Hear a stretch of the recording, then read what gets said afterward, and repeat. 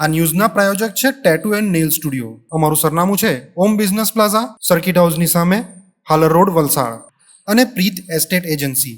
Flat, બંગલો, plot, વાડી, farm house, factory તેમજ ઓફિસના લેવેચ માટે અથવા ભાડા માટે સંપર્ક કરો. સંઘ પ્રદેશ દમણમાં અવિરત વરસેલા વરસાદને કારણે ઠેર ઠેર પાણી ભરાવાના દ્રશ્યો સર્જાવા પામ્યા હતા, જેને લઈને લોકોએ પારાવાર મુશ્કેલીનો સામનો કરવો પડ્યો હતો. છેલ્લા ઘણા દિવસથી પ્રદેશમાં છૂટાછવાયા વરસાદ બાદ શુક્રવારના દિવસે સવારથી જ દમણ તથા આસપાસના વિસ્તારોમાં કાળા ડિબાંગ વાદળો વચ્ચે વરસાદ વરસવાનું શરૂ થઈ જવા પામ્યું હતું. અચાનક ભારે પવન સાથે આવેલા મૂસળાધાર વરસાદને પગલે દેવકા રોડ ઉપર એક વૃક્ષ ધરાશાયી થતા થોડા સમય માટે વાહન વ્યવહાર પ્રભાવિત થવા પામ્યો હતો, જ્યાં ફાયર વિભાગની ટીમ જગ્યા સ્થળ પર પહોંચી રસ્તા વચ્ચે તૂટી પડેલા ઝાડને ખસેડવાની કામગીરી કરી હતી. આ તરફ નાની દમણના ખારીવાડ વિસ્તારમાં પણ વરસાદી પાણી ફરી વળતા લોકોએ પારાવાર મુશ્કેલીનો સામનો કરવો પડ્યો હતો.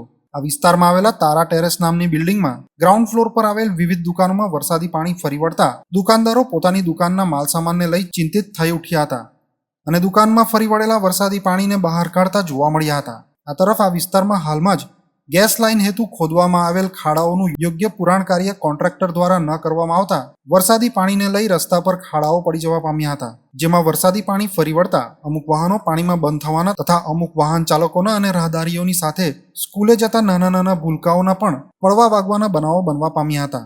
જ્યારે બીજી તરફ આ જ વિસ્તારમાંથી પસાર થતી એક સ્કૂલ વાન પણ પાણીમાં બંધ થઈ જતા તેને ધક્કો મારી બહાર કાઢવા પડી હતી. ત્યારે છેલ્લા ઘણા વર્ષોથી આ વિસ્તારમાં પાણી ભરાવાના બનાવો બની રહ્યા હોય ત્યારે ખારીવાડ વિસ્તારના લોકો વરસાદની ઋતુમાં પાણી ભરાવાની સમસ્યામાંથી જવાબદાર તંત્ર મુક્તિ અપાવે એવી માંગ કરી હતી.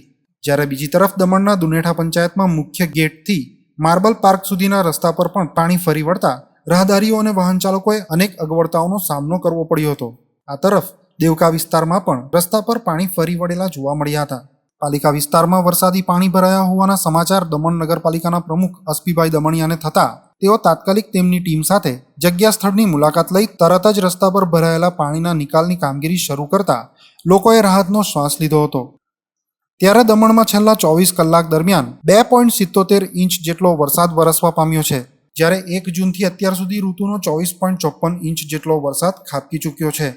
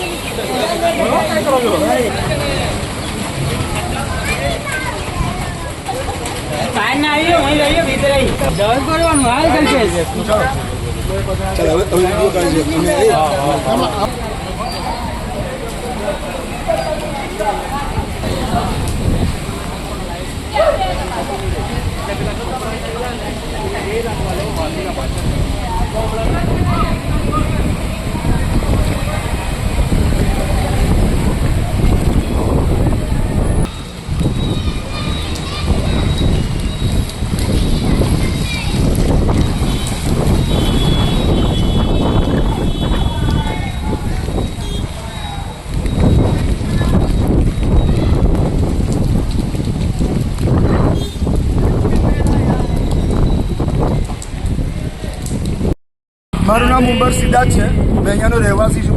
પાછલા 15 વર્ષથી અહીંયા રહું છું. અને અહીંયા તમે જો બધી દુકાન છે, બધી દુકાનમાં ટીવીની દુકાન છે, લોટની દુકાન છે, પછી સેલૂન છે, કિરાણાની દુકાન છે. આ વર્ષની વાત નીકળે પાછલા 10 વર્ષથી અહીંયા દુકાનોમાં પાણી ભરાય. ગટર લાઈન અહીંયા તમે જોઈ શકે કે અહીંયા પેલી જે ગેસની લાઈન ખોદેલી છે ને તે ખાડા પૂરેલા નીકળે. સ્કૂલના છોકરા આજે 2-3 અંકલ આંટી લોકો બધા ખાડામાં પડ્યા. ને આ પ્રોબ્લેમ હમણાંથી નીકળે ઘણા વર્ષોથી છે. એનું કંઈ અમને સોલ્યુશન જોઈએ ને બધા લોકો પરેશાન છે. અહીંયા બધી દુકાન તમે જોઈ શકે, પાણી બી જોઈ શકે. સ્કૂલના બચ્ચા અહીંયાથી અવર જવર કરે. બધી સ્કૂલના સાર્વજનિકના મોડેલ સ્કૂલના બધા આવે ને બીજી પ્રાઇવેટ સ્કૂલના છોકરા બી આવે. એ લોકોને ખબર નહીં હોય તો બી અમે ત્યાં વચ્ચે બાઇક મૂકેલી ખાડા માટે. તો એ બધા કોઈને કંઈ નુકસાન થતી જવાબદારી આ વિસ્તાર આ અલ્ફલા રોડ, અમર અકબર એન્થની સોસાયટી, ગોકુલધામના બાજુમાં, રાજપેસ હોટલના બાજુમાં. તો તેના લીધે કંઈ અમારા માટે અમને ઉપર વિનંતી છે આપણા મોટાઓને કે આપણા વડીલોને કે આના માટે કંઈ ને કંઈ રસ્તો કાઢે. અહીંના કાઉન્સિલરનું શું કહેવાય? અહીંયા અમારા કાઉન્સિલરને મેં ફોટા મોકલાવ્યા, હજુ કંઈ મને રિપ્લાય નહીં આવ્યો. ને ત્યાર પછી મેં આપણા સાંસદ શ્રી ઉમેશભાઈને બી શાયદ એમને બી ફોટા મોકલાવ્યા. પછી થોડીક વારમાં અહીંયા કેયુરભાઈ ને એમના સાથે જે પેલા જે સરદારજી જે શીખ છે અમારા જે મોટા છે તે આવ્યા ને તે કામ કરાવતા છે. કેટલી ગાડી ફસી ગઈ તો કમસે કમ અહીંયા 5-6 ગાડી પડી ને 4-5 ચાલતા માણસ પડ્યા, 2-3 બચ્ચા પડ્યા. તમને જુએ તો તેનો વિડીયો ને તેના ફોટા બી તમને મેં મોકલી દઉં તો તમે તો લોકોને બતાવી શકે. આ પ્રોબ્લેમ હંમેશાનો છે, આ વર્ષનો નથી. તો તેનો કોઈ રસ્તો નિકાલ લાવે તેવી અમારી વિનંતી સર. મારું નામ ઉમર સિદ્ધાર્થ દમણથી ને મેં અહીંયા જ બોર્ન છે ને અહીંયા જ મોટો થયો ને વર્ષોથી આ જગા પર રહું છું.